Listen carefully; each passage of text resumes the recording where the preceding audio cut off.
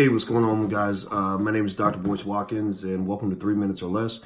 3 Minutes or Less is where I give you the Dr. Boyce breakdown on an important topic in 3 minutes or less so you can get back to your busy day. Now, right now, you saw the stock market making some pretty bad moves this week. There's been a couple of days of volatility and negativity, and I think it might be continued a little bit further on.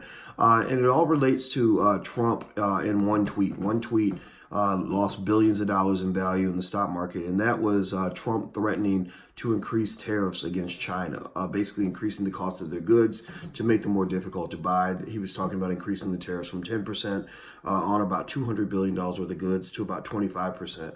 And that sent the markets going crazy, going wild, and acting a fool because they're worried that China might retaliate, and then Trump will retaliate over their retaliation, and then everything goes crazy. It's kind of like a bad marriage, you know. If you have a marriage between two people that escalate the problem, and one person says, "I'm mad because you didn't take out the trash," and the other one says, "Well, I'm mad because you're fat and ugly," and then the other one says, "Well, I slept with your brother last week," whatever, right? And you keep going back and forth at higher and higher levels, then eventually the marriage falls apart. That's why experts actually predict that they can, experts have shown that they can predict who's going to stay married and who's not going to stay married by listening to them argue for 5 minutes. It's all about whether or not you escalate. But back to the original point. So Trump it has threatened to escalate trade tensions with China, so the markets had a major dip, and people are worried that there may not be a deal. They thought they were on their way to a deal, and this information tells them that they're not as close as they originally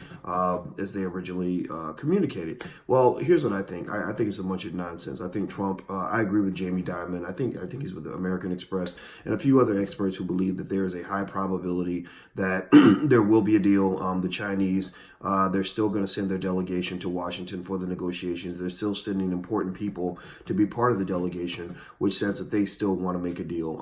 And I think that they see Trump's tweet the way I see the tweet, which is just posturing for negotiating purposes to get a better deal out of China and to push them along, to kind of nudge them along. It is a credible threat, though, meaning that if China doesn't move along, I think Trump will follow through, but I don't think that it's going to get to that point. I also think that Trump's in a stronger position economically to sort of make this move. Two major numbers make a difference. One is that he has the jobs numbers were insanely high this past quarter, and also two, unemployment in America is the lowest it's been in almost 50 years. So he's got a lot of political capital to work with, and I think that's what he's using. So I'm still buying. I think the market's going to do fine, and that's just my 2 cents.